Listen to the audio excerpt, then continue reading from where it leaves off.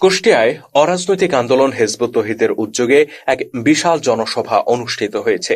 বিশ্বময় মুসলিম নিপীড়ন বন্ধে জাতীয় ঐক্যের বিকল্প নেই, এই প্রতিপাদ্যকে সামনে রেখে জনসভার আয়োজন করা হয়। এতে সংগঠনের কয়েক হাজার নেতাকর্মী ও সমর্থক উপস্থিত ছিলেন। হিজবুত তৌহিদের কুষ্টিয়া জেলা সভাপতি আক্কাস আলীর সভাপতিত্বে অনুষ্ঠানে প্রধান অতিথি হিসেবে উপস্থিত ছিলেন হিজবুত তৌহিদের সর্বোচ্চ নেতা ইমাম হোসেন মোহাম্মদ সেলিম।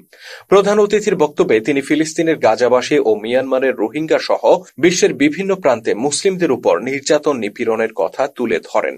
তিনি বলেন, বিশ্বব্যাপী মুসলিমদের উপর যে নিপীড়ন চলছে তা বন্ধ করতে হলে মুসলিম সম্প্রদায়কে এক হতে হবে।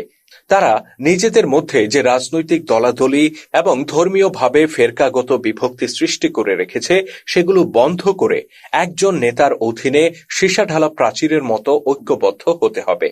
তিনি বাংলাদেশ, ভারত, পাকিস্তান সহ এই উপমহাদেশে চলমান উত্তেজনাকর পরিস্থিতি নিয়েও উদ্বেগ প্রকাশ করেন। বলেন, বাংলাদেশে ফিলিস্তিনের মতো পরিস্থিতি সৃষ্টি করার ষড়যন্ত্র চলছে। এই ষড়যন্ত্র মোকাবেলায় সর্বোচ্চ সতর্কতা ও প্রস্তুতি গ্রহণ করতে বাংলাদেশ সরকার সহ সকলের প্রতি আহ্বান জানান তিনি।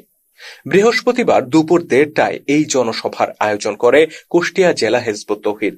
এতে বিশেষ অতিথি হিসেবে উপস্থিত ছিলেন হিজবুত তৌহিদের কেন্দ্রীয় সমন্বয়কারী মোহাম্মদ নিজামুদ্দিন, কেন্দ্রীয় নারী বিষয়ক সম্পাদক রুফায়দা পন্নী, খুলনা বিভাগীয় সভাপতি মোহাম্মদ তানভীর আহমেদ, ঢাকা বিভাগীয় সভাপতি ডাক্তার মাহবুব আলম মাহফুজ, কুষ্টিয়া অঞ্চলের সভাপতি মোহাম্মদ জসিবউদ্দিন, কেন্দ্রীয় কৃষি বিষয়ক সম্পাদক মোতালিব খান, ভেড়ামারা উপজেলা সভাপতি মিজানুর রহমান মজনু প্রমুখ।